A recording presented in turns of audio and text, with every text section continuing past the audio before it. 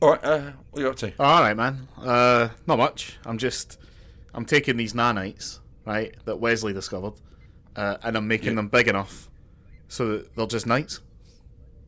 Oh, right. It's quite an important function of a flagship. You see, what happens is Space, the final frontier. is this just every day now? These are the voyages of the Are we supposed to be quiet? You were on the away team last week, weren't you? He's doing this every shift. Does he just do it with the same inflection all the time? New civilizations. Well, I hope so. He did some very offensive voices last week. Because he's not just doing it like at the beginning of every shift. He's like doing it when he leaves for a lunch break and comes back. Has he done the Cardassian accent yet?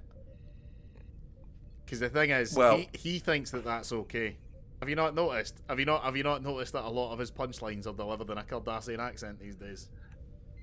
All I'm going to say is it's not even a good Cardassian accent, which means that it's somehow offensive to both the Cardassians and the French.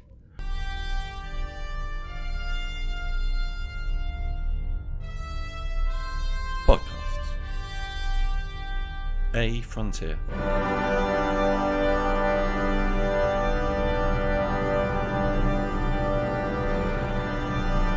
These are the voyages of the podcast Captain Slug. Its ongoing mission to explore strange new episodes, to seek out new jokes and new references, to split infinitives that no one has split before.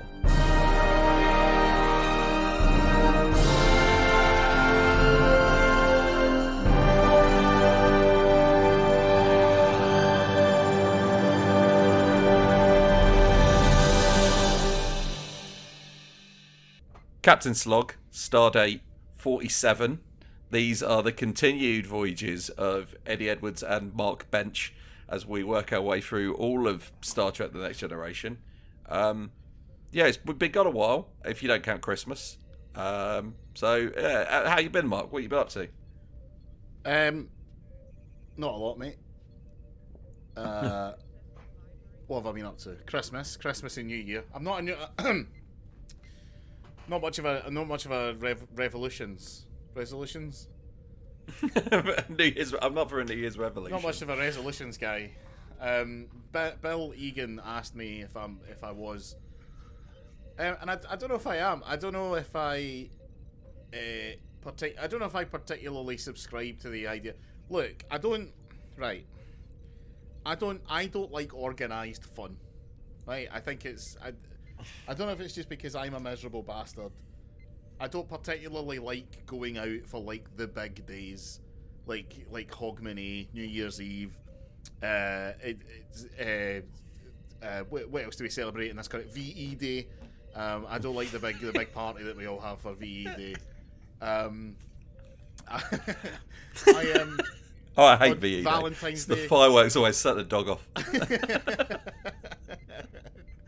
I don't really like it. But converse to that, I also don't really like organised criticism. I like to criticise myself on my own time and at my own pace, right? So the idea of having, here's a thing about myself that I don't quite get on with, so I'll pick a day, January the 1st, which, to be like, there's already enough going on January the 1st, right? It's already the day that there's only 31 days left to get your taxes done, right? You're already busy. There's no need to bring something else in, right? Don't try and lose weight now, right? It's like, you know how when they say the worst time to donate blood is immediately after a terrorist attack? You know the way they say that? It's a common saying. My mum always used to say that for me. It was starve a flu, feed a cold, and never donate blood directly after a terrorist attack. No, because but she mainly said that because she was in the IRA and she wanted the damage to be permanent. Because the thing is, right, it's one of these things where if you donate blood immediately after a terrorist attack, you can be assured that everyone else is doing it.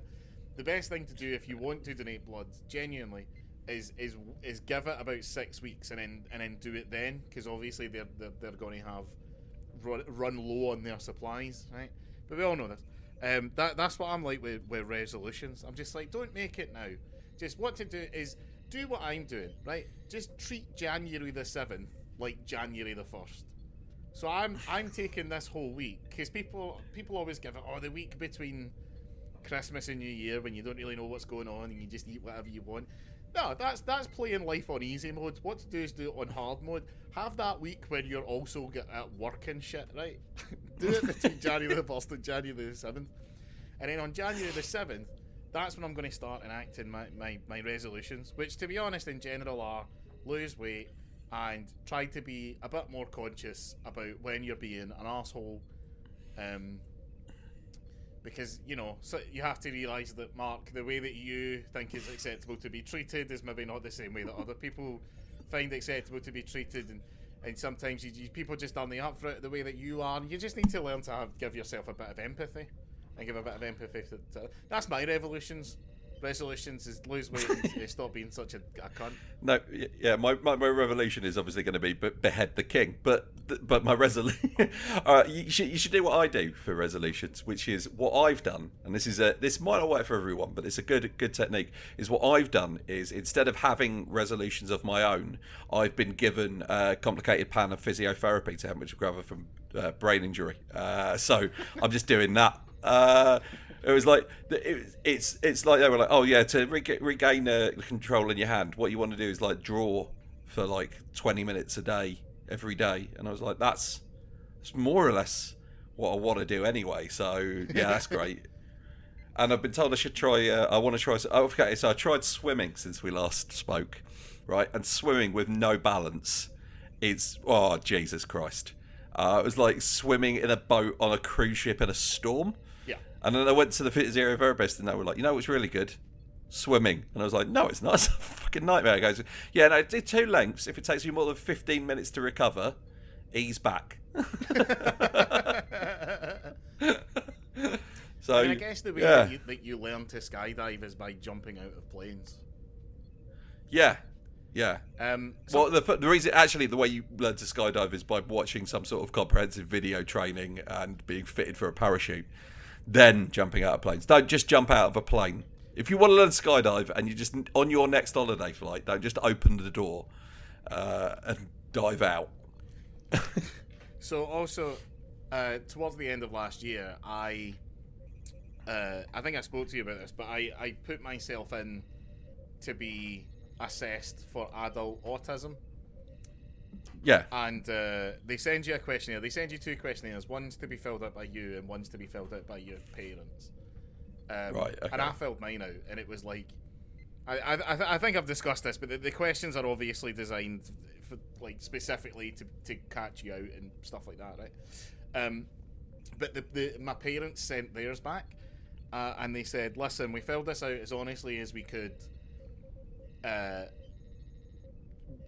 Whether you take it or not, like, whatever, but this is as far as we can remember." And they filled it out, and it made Mark look like just a regular little boy who loved coming up and having chats and very, very, very, very well adjusted socially, right? And my mum even put, what's really weird is that we wouldn't answer these questions the same for you now as an adult, but as a wee boy, you were a very, very, very, very well adjusted wee boy. I was like, all right, maybe I was. Okay, fair enough. So fast forward about 2 weeks later, we discovered a home movie that my granddad had filmed on Christmas morning, like 1991, right? Okay. And it's 90 minutes long, and it mainly, Stephen, my brother, was born, but it mainly focuses on Mark. My brother turned into them at one point and went, "Sorry, this is the kid you think isn't on the spectrum." Like, that footage of 3-year-old Mark very clearly shows a kid that probably has some behaviours that likely should have been addressed at the time. And quite simply weren't. That's the problem, though, is when you were born in the, like, if you were born in the 80s, any weird behaviour was just described, it was just, it was weird. Yeah. Your parents were like, well, maybe we'll get to school, bullies will sort that out. Yeah, what really should have happened is that a doctor should have sat my parents down and went, "Listen, it's normal for a child to like Teenage Mutant Ninja Turtles. it's weird for a child to like Teenage Mutant Ninja Turtles on the level that this kid does. It's quite bizarre, in fact. It's like... So anyway, that was really eye-opening. I've just got this image now of you like explaining to your parents in detail that the coloured bandanas didn't come in until the animated series, and they were all red in the original Image comics. Although it's only referred to as red, they were in black and white. A big part of it was my gran, who sadly passed away. But half the video was obviously taken from a few days later, when my parents brought me and Stephen round to my gran's to be watched. And I came in and I was like, I want to watch the Turtles video. And then they put on the Turtles video, and they were trying to talk to me about it, and I was just like 6 inches away from the TV, just giving very cursory answers like, do you like the Turtles? Yes. Back to the screen. They kept trying to ask me details about the Turtles, which I would fill them in on, but I guess at the time I wouldn't have realised, no, they're not asking you these things because they're interested, they're asking you these things because they're interested in you as a person. You, which is a lesson that I still haven't really taken to heart as a 34-year-old. It's only in recent times that my wonderful fiance, the love of my life, has finally started to become comfortable with just looking bored at what I'm talking about. Emma's been at that stage for a very, very long time. So like, I don't care about wrestling. Why are you talking to me about this? Because if you weren't here, I'd be talking about this out loud to myself. Right. Right. You can put the dog Evie here. Finish work until 5 p.m. Who else am I meant to speak to about this?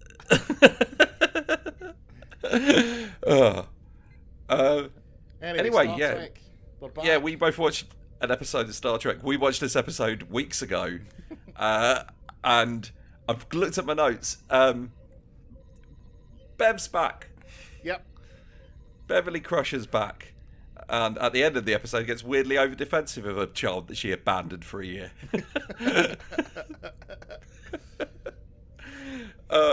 Did we ever find out what Beverly's in-character reason for abandoning her son was? She was made chief of the medical staff at Starfleet Academy. Right. But she apparently. But the thing is, in a well-written show, Mark, that could possibly set up some interesting strands where things that Beverly had been dealing with for the last year might come into play in the future show. But unfortunately, 1990s episodic television didn't have fucking story arcs, so it doesn't. It's just never mentioned again. No. Which is fine. Yeah, it's fine. I guess you do have there is the advantage of having no baggage. Yeah. People don't like. The funny thing is, as well, like those sorts of story arcs that you get in TV all the time now. You don't really get in any TV that exists prior to. Weirdly, Star Trek Deep Space Nine was the first one that did it. Was like, no, you need to watch every fucking week because we're going to tell deep interpersonal stories about people, and like people are going to come back 7 times.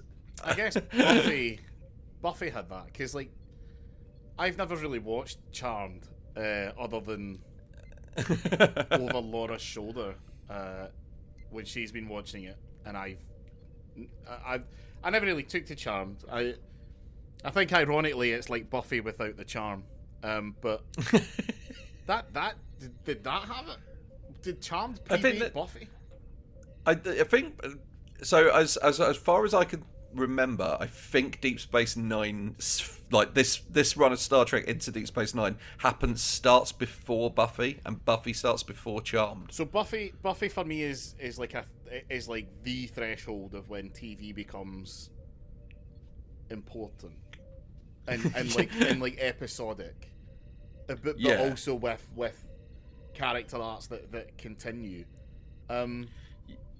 Deep Space Nine must have been what, 1993? So Buffy was 97. Aye. And Deep Space Nine was 93. Yeah. So yeah, and also Babylon 5 came out after Deep Space Nine, but Babylon 5, Deep Space Nine is a rip-off of Babylon 5, possibly. Yeah, I can't remember if it was you who told me this. But J. Michael Straczynski pitched Babylon 5. Yeah. And then about 6 months later, Deep Space Nine came on. And he was kind of righteously kind of annoyed about it. But he didn't say anything. And I believe that what he does is he says... if anyone asks about it now, he will always retort, well, the thing is, we got both Babylon 5 and Deep Space Nine. If I had kicked off about it, we probably would have got nothing. So television itself is better off by the fact that I just kind of let them steamroll me for it, which is fair enough. I think the story is that he knew some people who were working the production of Deep Space Nine, like personally, who didn't know the story about him pitching until later on, and then he suddenly was like, "Well, if I kick off now, 4 of my friends will lose their jobs. Yeah. So let's not do that." And instead argue that the existence of Deep Space Nine proves that there's a market for the science fiction series I want to make. Yeah, I guess like TV, like sci-fi TV in the 90s, like Next Generation is obviously regarded as like a masterpiece of television for a reason. It's because it is. But I think even at the time, they'd sort of started to prove that science fiction doesn't just have to be Star Trek. Yeah, I think that Deep Space, I think the Deep Space Nine Next Generation crossover is interesting because Deep Space Nine's kind of the beginning of like that episodic storytelling. You can rely on people watching every week. You're getting video releases so people can catch up. There are reruns. Whereas Next Generation is kind of like really the peak of what you can do with the like episodic format, to the point where now that like you can now start like Strange New Worlds gets to turn up. And its entire gimmick is no. We're just telling. It's just episodes. Yeah, just tune in whenever you feel like it. Yeah, that's our thing. yeah. There'll be some characters who might die or whatever, but like you already know where this story is going because it's the original series. Yeah, and also I do. One of the best things about Strange New Worlds is that they cut off this idea of, well, maybe this Pike survives, or maybe it'll turn out this is an alternative reality, and they're just really hammering home, no. This Pike is the Pike that you already know, that it's going to end up in the sauna machine, no matter what he does. It doesn't. It's because Pike as a character doesn't work if that doesn't happen. Yeah. That's like on a logical level, and they know that people on an emotional level are going to be like, "Oh, there's got to be some way out of it," and it's just no. I mean, he doesn't know that he ends up living in he has the beep chair for a bit, and then he ends up back on the planet from the cage, and he ends up living in like a bliss with like a hot space woman for he doesn't know about that bit. He just knows the beep chair's coming.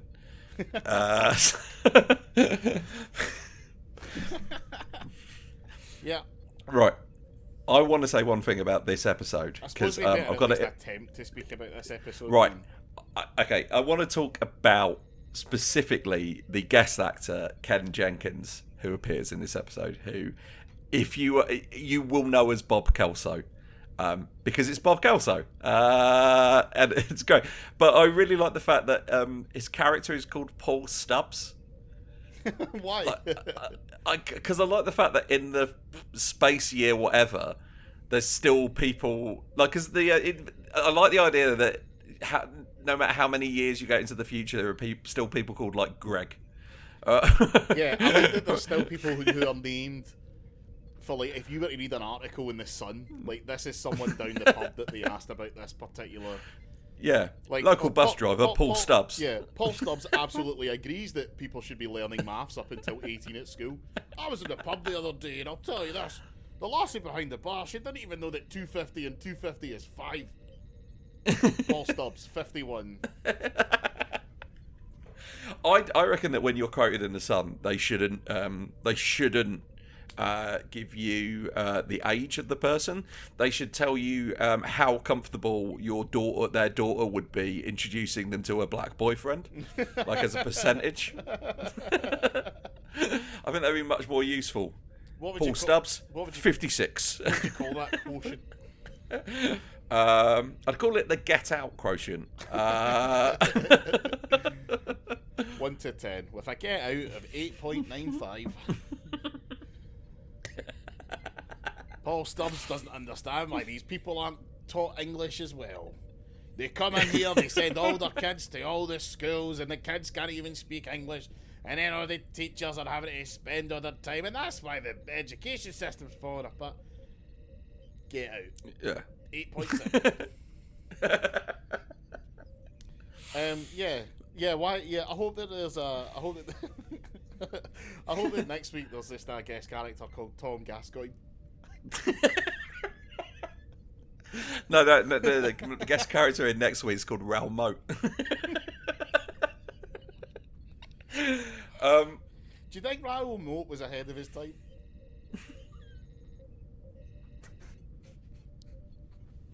Do you think if he just stuck it out for Brexit and like the current Tory government, he would have been quite happy? I think if he was alive, if he'd been born 10 years later, Raoul Moat could have served in at least 4 Tory cabinets by now.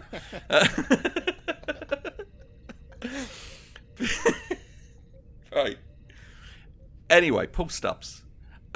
Isn't I really okay? I've got some general notes about things that I can remember now. So this episode, it's clear the budget went up between like 2 and 3. Like they got to season 3, and I think they were like, well, the figures are good.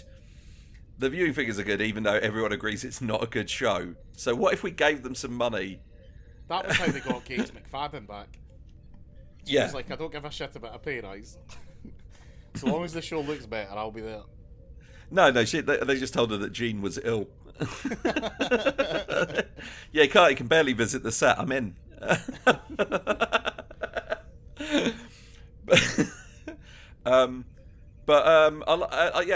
I do like that they have a little scene to just remind everybody quickly that who Beverly Crusher is and that she's Wesley Crusher's mum, because you as a viewer might have forgotten that when she abandoned her child. Yep. Was there anyone on Pulaski? No, she's just gone.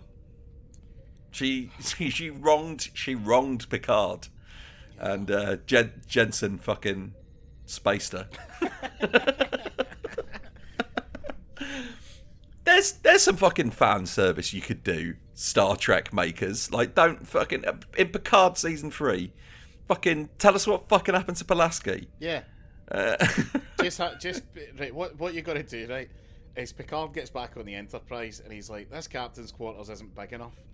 I want you to knock down the wall between this quarters and the quarters next door, so that I've got a double a room." And then they knock down the wall and Pulaski's been phased into it.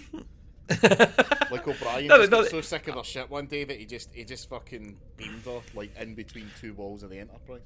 No, he takes down. They get rid of the wall, and then there's that's Pulaski's room next door. And Pulaski's like, "What are you doing?" And he goes, "Well, get rid of that." I don't know why in my head Picard is Matt Berry in this. Absolutely fucking not. I think obviously now we can go anywhere with Star Trek, but we are crying out for a Matt Berry captain. I think Lower Decks is the only one they'll be allowed to do it on, but we can have that. Rian Johnson, the director of Knives Out, Glass Onion, Brick, and the worst Star Wars movie ever made. Wow. It's so bad. It's not, anyway, Last Empire is the best one. Last Jedi is the best one since Empire. This isn't the Star Trek podcast. This is the Star Wars podcast, right? But he said apparently that he considers it a goal in his career to work with Matt Berry at some point, and the idea of having Matt Berry in a movie with Daniel Craig's Benoit Blanc might be the best thing that anyone's ever suggested. What did you think of Glass Onion? Once again, if you're here for Star Trek, you're shit at a lot because we both watched this episode about 6 weeks ago. Yeah, we might touch on some stuff, but no, yeah. What I think of Glass Onion, Knives Out was better. Yep. But I absolutely loved Glass Onion. If you haven't watched it, mild spoilers. For an opening like half of the movie, I was like, oh, this Edward Norton character, it's like if Elon Musk was actually a genius. And then the other shoe drops, and I'm like, oh, there it is. Yeah. The fact that Dave Bautista is basically playing Andrew Tate. I know how long movies take to make, and it can't possibly have been deliberate, but it's so perfect. My brother started almost like getting really anxious because Ethan Hawke is in the film in like a cameo role. Yeah, Ethan Hawke is the guy when they all come together to get on the boat to go to Ed Norton's island. Ethan Hawke is the driver who tells them, "Oh, we're going to give you this inoculation, and you can take your mask off now." Okay. So my brother the whole time was just like, it has to have something to do with Ethan Hawke, because why would you get Ethan Hawke if you're not going to use him? And then it turned out later that Ethan Hawke was just filming Moon Knight like around the corner and just was like, I'll be you, man. So I love that. It's like we got Hugh Grant in for 30 seconds, probably at most 3 takes. Yeah. I really liked it, and it is that way, especially after watching Knives Out, where I was like, I want 100 of these, but I worry that if they go ahead, they have to make sure that in no other Benoit Blanc film is Benoit Blanc the main character, because they're going to Jack Sparrow him if they get the chance, because he's got a fun voice and he dresses well. He's got to be in no more than 1/3 of the movie. The problem is, if it feels like he's a character from like a book. Yeah. And there's an Agatha Christie character, and there's like 40 or 50 of these books, but there's not. The only series of these exist as long as Daniel Craig's still having fun doing it. Which it looks like he's having the most fun. He's having a blast. Yeah. I love the reveal that Benoit Blanc is shit at Cluedo. Yeah. He gets really annoyed about it. I like that bit. Yeah, but what do you want Matt Berry to be? Do you want Matt Berry to be like the antagonist or a suspect, or do you want, which is what they should do, which is Matt Berry is essentially the Watson to his Holmes? No, you see, you've gone the other way. I want Matt Berry to essentially be the Moriarty to his Holmes. Oh, that's fair. I want him to be like a rival detective. Yeah. Who's genuinely bitter and hateful about the fact that Benoit Blanc is considered the world's greatest detective because he's the guy who people come to if they can't afford Benoit Blanc. Or Benoit Blanc's busy. Do you remember the end of Sherlock Holmes 2, the Robert Downey Jr. one? Yes, I do. When they essentially, Moriarty and Holmes essentially have a fight while playing chess, because they both realise that they're so proficient at hand-to-hand combat that there's basically no point in them fighting because they'll just beat each other, so they just play chess instead. We should do that with Cluedo. Benoit Blanc and Matt Berry playing Cluedo, but as an analogue for a fight. Oh, look! I know you like to write your own stuff, Rian, but if you really want to make this project work, me and Mark will write the script. Yeah, big time. Did you see? And I promise it will only mostly be Matt Berry yelling "fuck off." He fucking did it. He fucking did it. Also, once again, apologies, James, for you've been waiting for. James is our only fan. Stockholm/Mark and Eddie make a podcast. I know we have other fans, but they're not as vocal as you are. I know you've been waiting for this to come back, and you're like, I can't wait for them to discuss Star Trek. And we've done very little Star Trek discussion. But did you see Enola Holmes 2? Yeah, I did. I did. I like that. Do you know about the legal battle they've been having over the Enola Holmes? Yeah, you've spoken about it on yeah. here before. Yeah. Where he's too respectful for women. But no, all of Sherlock Holmes is public domain now. So fuck the Doyles. They've been dicks about this. Yeah. But yeah, I thoroughly enjoyed Enola Holmes. If you still haven't seen it, if you care enough about the Enola Holmes franchise that you care about spoilers, but not enough that you haven't watched it yet, maybe skip over the next little bit. But I really like their choice of Watson.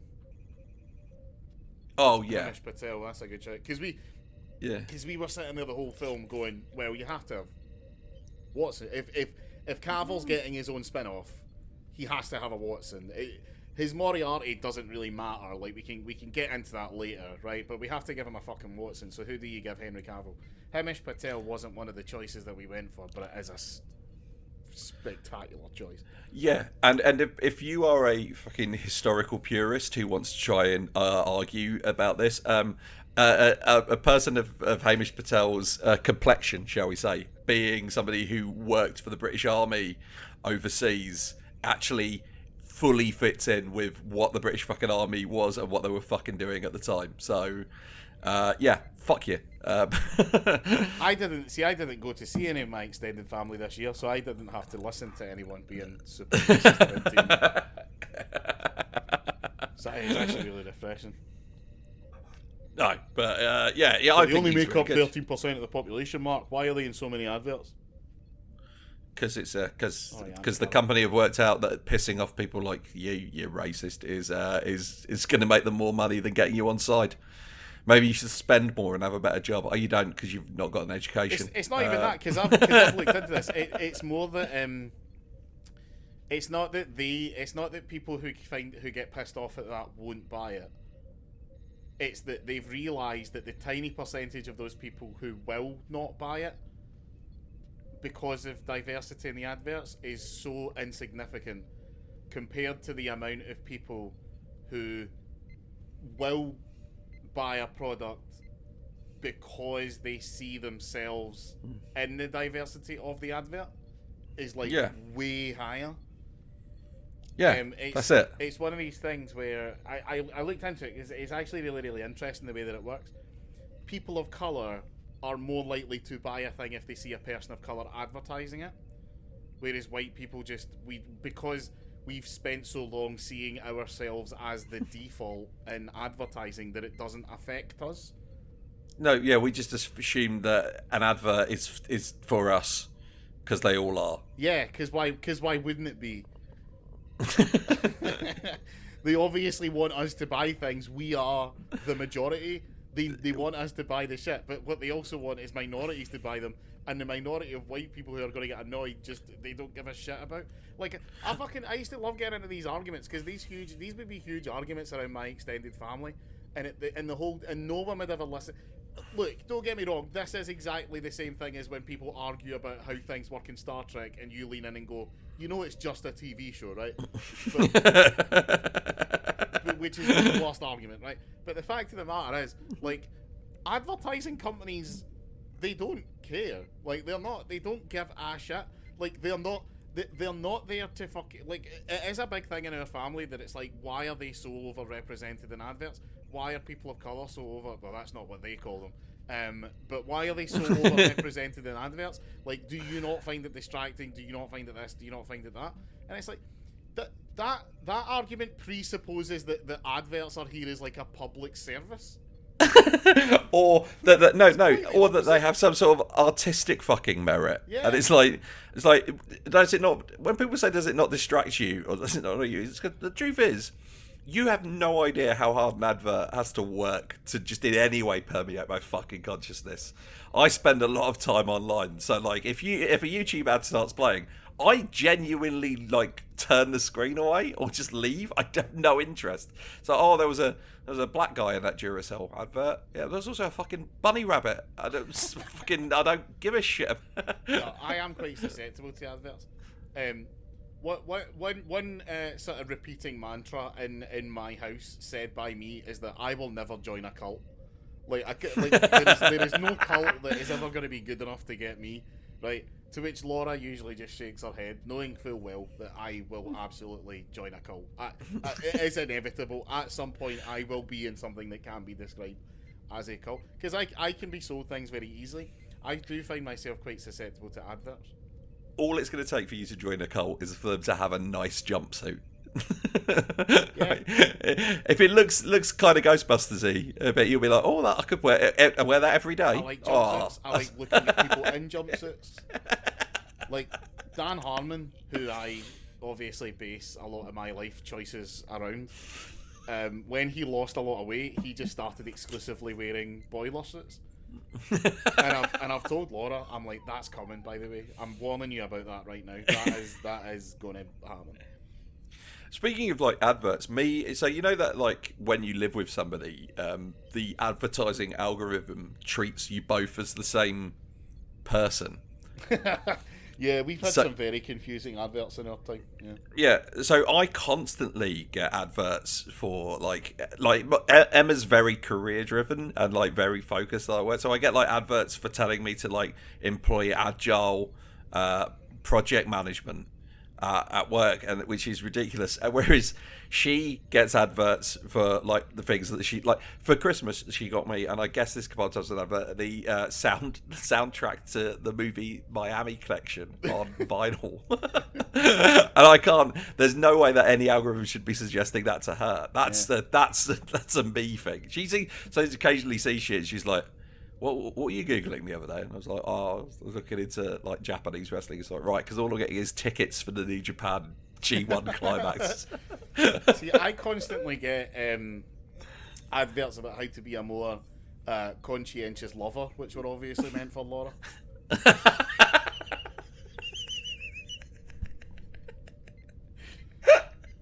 No, that's not fair. One of my resolutions is to be a more conscientious lovemaker.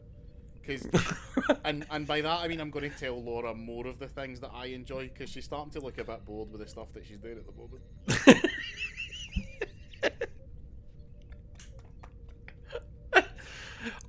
My big problem with resolutions is always one of my big problems with resolutions. If I publicly say what my resolutions are, all that does is reveal to everybody how fucking terrible of a person I am. Yeah. Because it's like, I'm gonna do that less, and people are like, why were you doing that anyway? And it's like, well, you didn't notice before. So anyway, that's Paul Stubbs guy. Yeah. He had a nice jacket. I've got that. So he was wearing space tweed from the episode. Right, space tweed. Yeah. From Space Harris, otherwise known as Mars. So, from what I remember, he wants to do an experiment that's about a dying star. The star's got to be at the right point. He's got to scan it. That's the thing. Yeah, and he's been wanting to do this for like 27 years. Yeah. But and now finally, the Enterprise has discovered a star system that is going to be this. So he's made a big box that will analyze it, and he's really super excited because he's been waiting his whole career. His whole career's been building up to this, but then Wesley Crusher once again has created life, and we're gonna have press Data, Mr. Data, press the button for Wesley Crusher has created life. Yes. And then a teal light comes on. That's teal alert. And then everyone in 10 forward is like, oh, for fuck's sake, so I guess we can't use the replicators for that at the moment. And then Data, sorry, you've put us at teal alert. Can you go up to magenta? Oh, sorry, you didn't mention it was sentient life.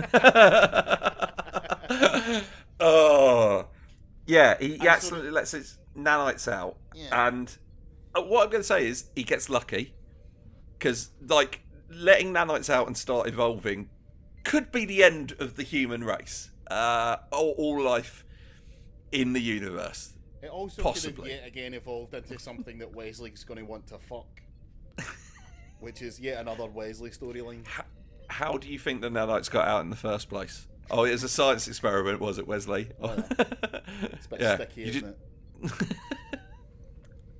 How would nanites feel on the balls? We don't know. It might tingle.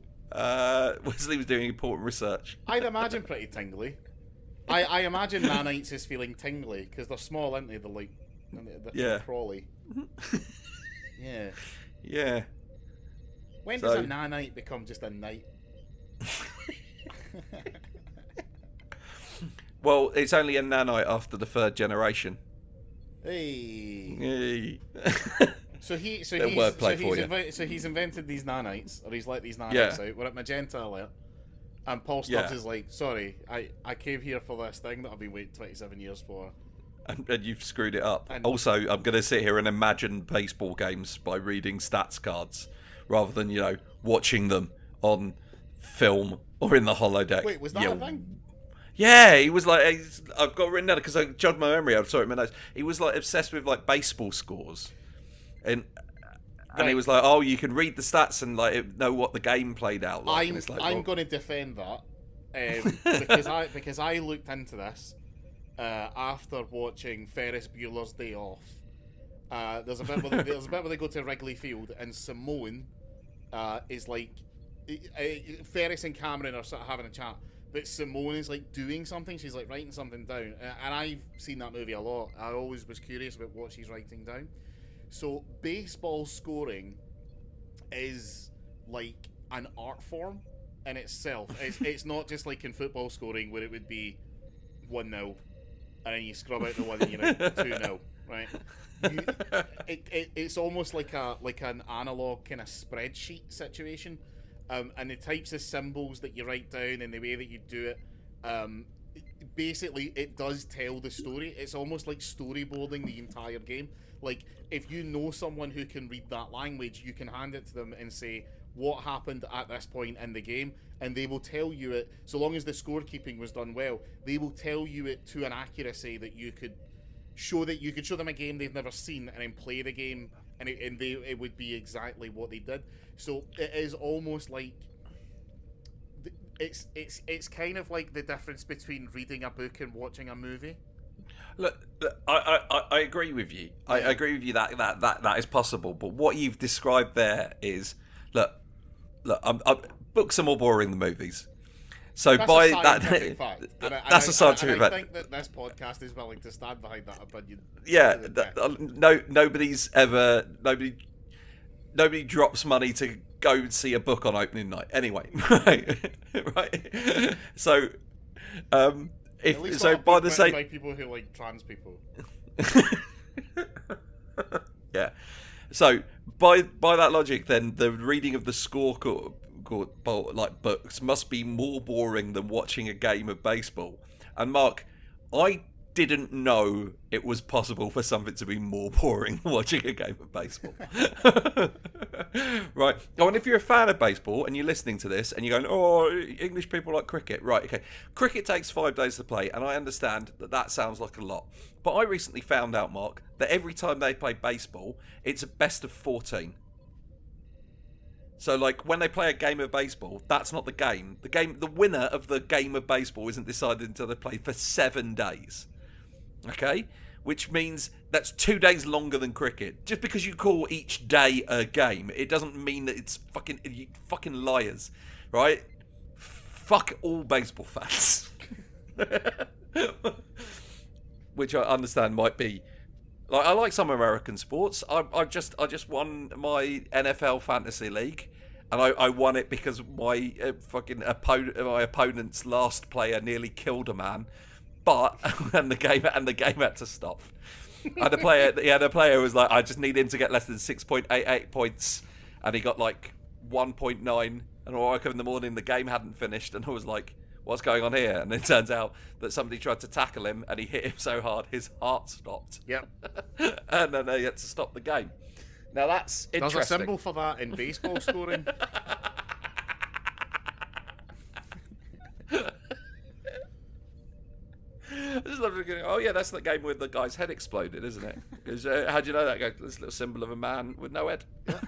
That's what that is. What else would that be? Just an X. Oh. So he likes baseball scoring, and he talks to probably Wesley about it. Can't really remember. I think he tries to kill the nanites at one point because they're fucking with his experiment, and they're like, you just attempted to genocide a sentient but small race. Yeah. And he's like, at which point you can have an argument about how big does something have to be before it counts as a genocide. And I say it's fine. Anything below 3 foot is fine. You want to wipe out the Ewoks? Have at it. Yeah, because it is that thing of like, I guess from his perspective, he is really sad that he doesn't get to do that experiment just because they've done something as. Because at what point do you turn around and say, listen, this is Starfleet, we discover new life all the time? Yeah. Isn't it part of the thing? Isn't it part of the thing that Captain Picard says every morning when he wakes up over the intercom? You reckon that every Starfleet captain says that at the beginning of their shift? Yeah. They just go, wee, and he goes, this are the voyages of the... And they always say the Starship Enterprise, which is really confusing if you're on a different ship. No, what's really annoying is when you're just sitting there and you're typing away and all you hear is bing bong, space. Oh, fuck, here we go. The final frontier, yeah. These are the voyages of Starship Enterprise. Yeah. Its continuing mission to explore strange new worlds, to seek out new life and new civilizations. Yep, just let's go. You know what would make it easier to seek out new life and new civilizations if my work wasn't constantly being interrupted by this fucking speech. Imagine if I imagine Riker as like chief of staff is the guy who has to he has to give disciplinaries and stuff, right? So imagine there's like a helmsman, like an ensign that he's like, right, you come into the conference room because I'm about to have a fucking chat with you. But Picard's just about to start his shift, so he starts giving it out to this ensign, and all of a sudden, bing bong, space, and they know that they just have to sit there in silence, staring at each other, as Picard boldly go where no one has gone before. Do you think Picard sometimes does it in different accents? Do you think Riker's ever going to have ever had to have had a word with him about an offensive accent that he done once? O'Brien's had a word with him. Yeah. Space. The final frontier. These are the voyages of the Starship Enterprise. Yeah. No, I wasn't doing an Irish accent, O'Brien. I was doing the accent of that group of travellers we picked up from that planet a while ago who definitely weren't Irish. Then O'Brien's like, we're travellers? Whoa, we haven't called them that for a long time, mate. There's a new word for them. And then Picard's like, you can't say anything these days. And then O'Brien's like, yeah, you're telling me. And then they go and have a pint together. Because let's face it, I love O'Brien. O'Brien is the best guy in Starfleet. But O'Brien definitely thinks you can't say anything these days. O'Brien, Which is I if believe, you want to have that opinion, that's fine. I'm not going to not be your friend because you don't think you can say anything these days. If I'm saying O'Brien that specifically to a person, if you're listening to this, you know who you are, right? Yeah, I criticised you about it, right? But we are mates, so maybe take it fucking on board. Maybe just think to yourself, you know what? I do regularly appear on television. Maybe I'm not being cancelled. Not going to go any further into that private conversation. But if you're listening, you are my O'Brien. No, you're not my O'Brien. No, no one's my O'Brien. Billy Egan's probably my O'Brien. Do you need me here for any of this? No.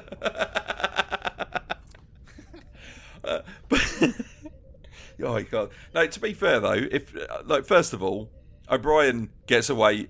It's more established in Deep Space Nine, but O'Brien is just a full-on space racist against some people. But they are the Cardassians, so it's difficult when it's like, they're like, the Cardassians are all evil, murderous bastards, and it's like, well, I'm certain two of them aren't. Yeah. Oh no, she was half Bajoran. No, you're right. They are. Yeah. Yeah. It's like how I was telling you. There's a game that I've been somewhat. Basically, there's like a style of game that I get quite obsessed with, which is basically the stealth sandbox. Yeah. It's like Hitman's kind of the biggest example of this. But there's also Sniper Elite 5. So Sniper Elite 5 you're playing as a guy, and he's in the SOE, which is kind of the Special Operations Executive. I think it's the kind of precursor to the SAS. It's kind of the idea of sending a lunatic and throw lunatics at a problem until we solve it. And the Sniper Elite games are very good because you're in World War II, and basically they just say, here's a sandbox, here's a gun, there's some Nazis over there, go nuts, right? That's what I want.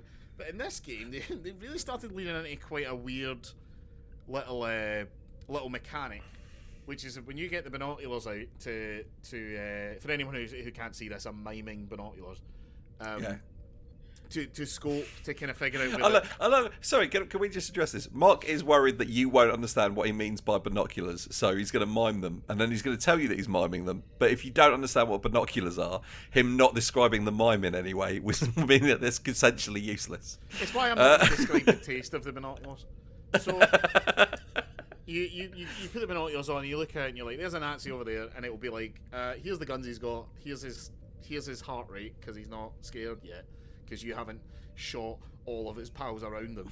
But then it'll give you his name and a little tidbit about them.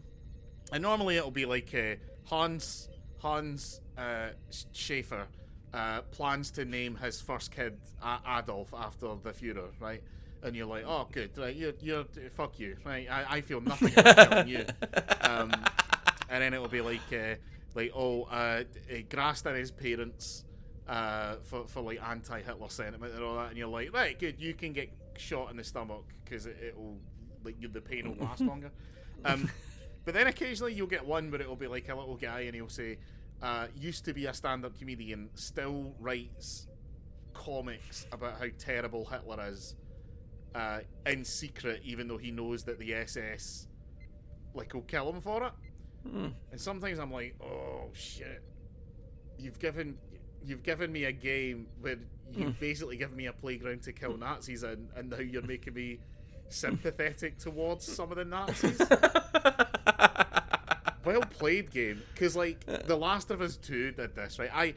I'm on the record. I didn't really like The Last of Us 1. I have no time for The Last of Us 2. The only thing I know about The Last of Us 2 is that they went out of their way to give all of the random cannon fodder enemies, like, names.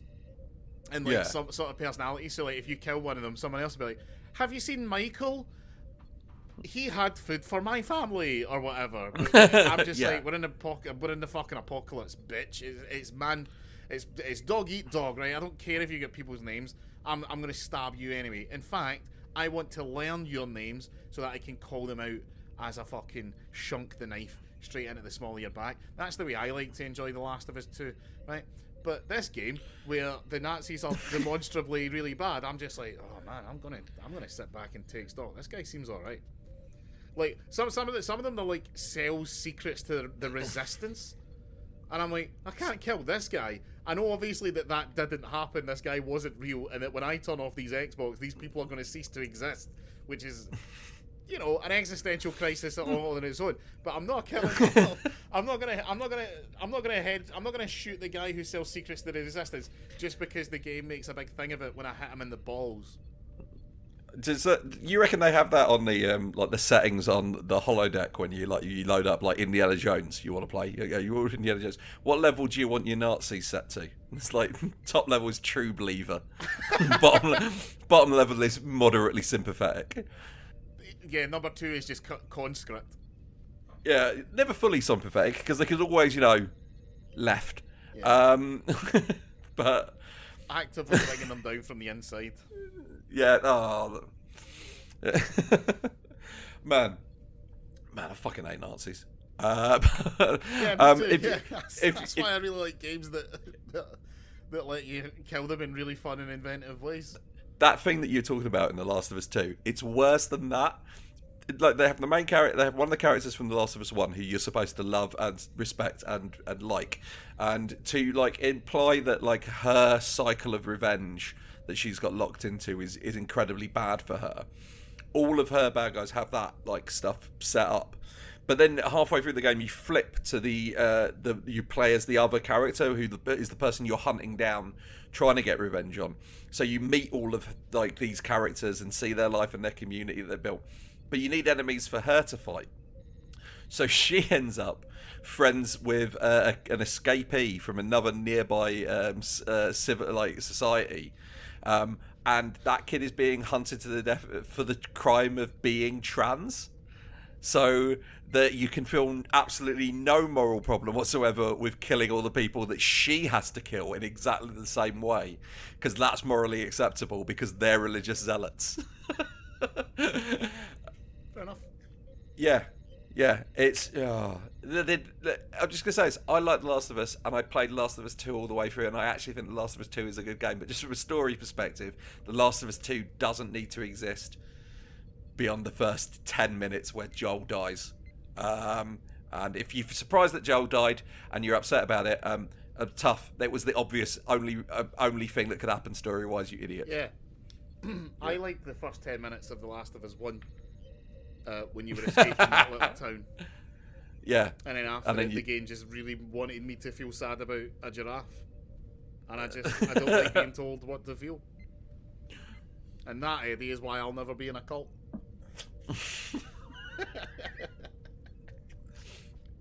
Until there's a cult that comes along that's like, guys, yeah, we all felt the same way about that giraffe. Oh, did you?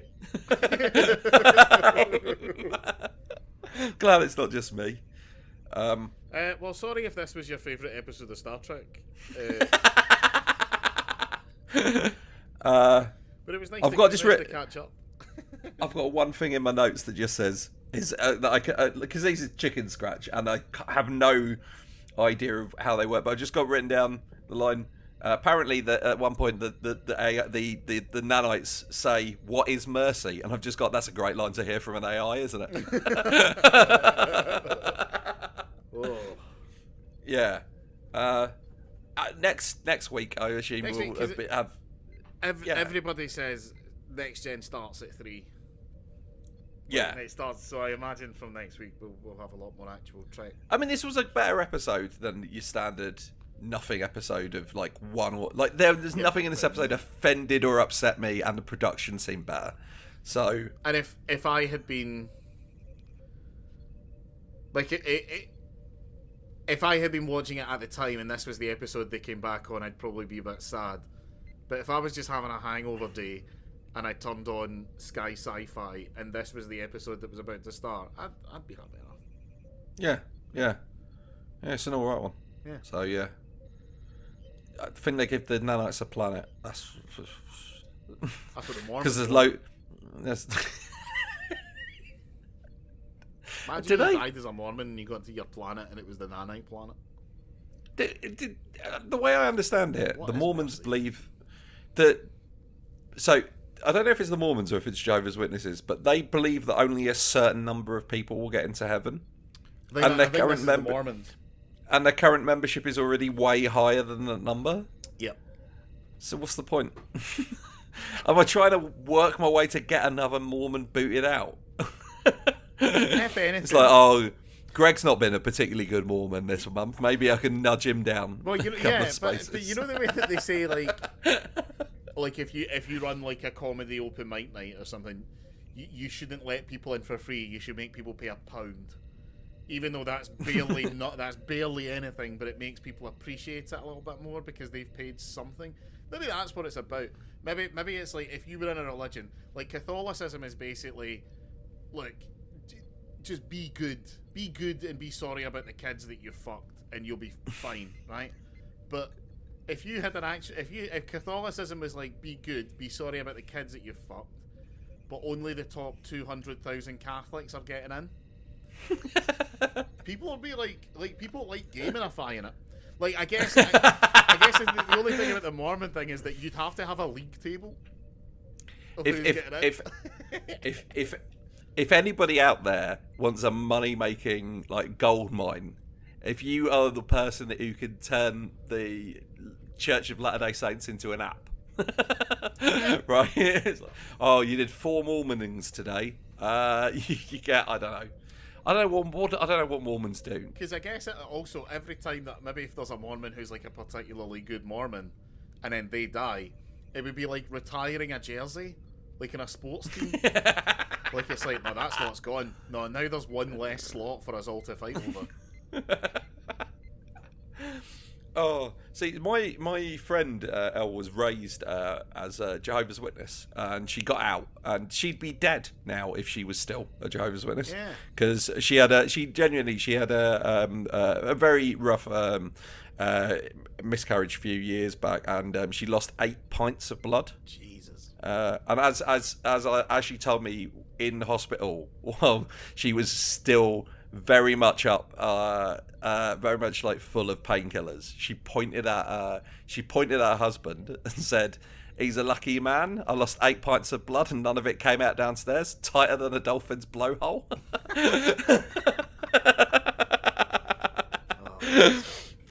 Yeah, and the reason that for many years I did give blood. I'm not allowed to anymore though, because of the tumours. They just said you're not allowed to give blood, even though I don't. I'm pretty certain they're non-contagious. Also, there hasn't been a terror attack for a while, so there's no reason for you to give blood immediately. No, shouldn't we give blood now? 6 There weeks. are no terrorist attacks. Yes, exactly. That's the point. Yeah. So give blood now. Don't Give blood now. Don't wait for a terror attack. Give blood now. That's what I should do. We should release adverts. I mean, but obviously don't follow that logic all the way through, because the alternative is, if you want to increase the spike in blood donations, do a terror attack. That's what 9/11 was. 9/11 was a blood drive.